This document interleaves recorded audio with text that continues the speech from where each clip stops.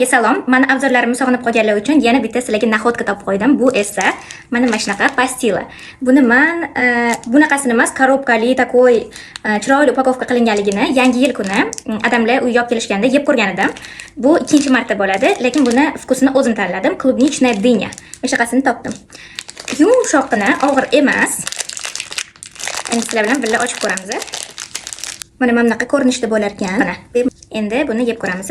Yarimi saruvroq, yarimi rozoviyroq qilib qilingan. Bismillahirrohmanirrohim. Dashto mana yeb ko'rdim.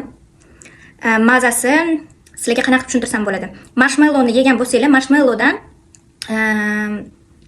ozgina farqliroq, hech shirin emas.